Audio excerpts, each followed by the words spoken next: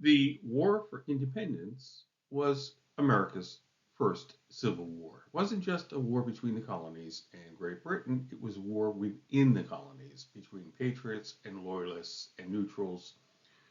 One of those loyalists was Christopher Volk, and of course his son, John Volk, who would become, before the war was over, he would be a captain in the New Jersey Volunteers. This was the original 285 acres that Christopher bought in 1759 and built a stone house on. As you can see here, the Clinton Township Middle School is located approximately here in the Volk House, Stone House, and Great Barn was there at the entrance to the middle school. The property stretched all the way across Center Street and across the South Branch of the Raritan River. The house itself can tell us a great deal about what life was like in this mid 18th century period. First of all, the rare building materials and unique decoration of the house, the walls and the ceilings in particular, and also the really fascinating historic narrative of life in New Jersey during the war among the Loyalists, such as Christopher and his son John Volk. The material culture includes the decorative plaster ceilings built on twigs woven between floor joists, right, on staves that are put between floor joists, and then the twigs are woven over and under those staves.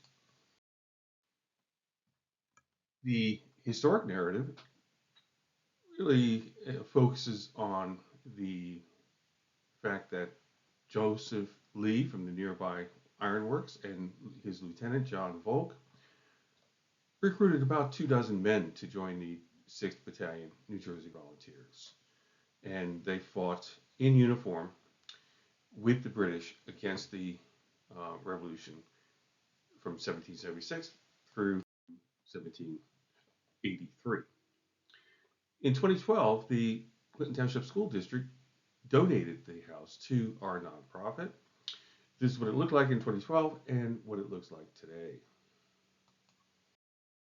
After the war in 1783, the British relocated 3,000 Loyalists and about 3,000 newly emancipated former people who had been enslaved by patriots to Nova Scotia.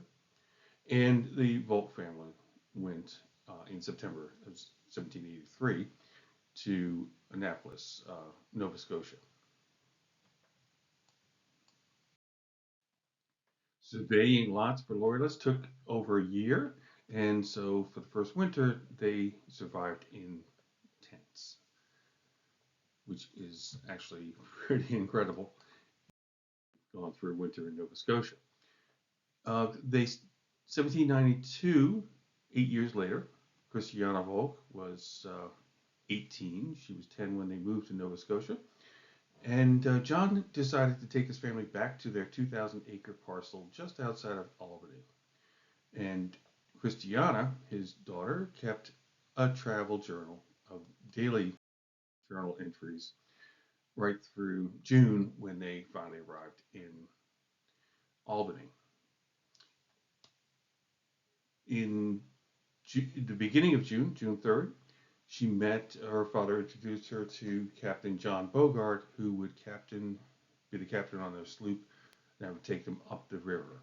Having come down the coast of New England, they spent a couple days in New York City and then went up the Hudson to Albany.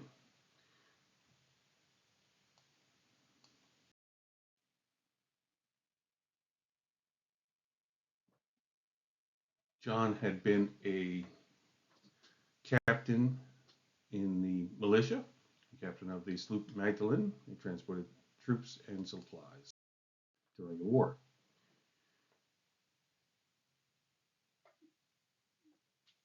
June 7th, Christiana writes in her travel journal that the captain is very polite and obliging. He left for a couple days and to go up the river on land and came back.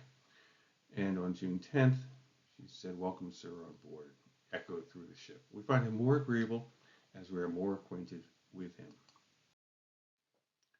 When they reached Albany, they went with Captain Bogart to his father's.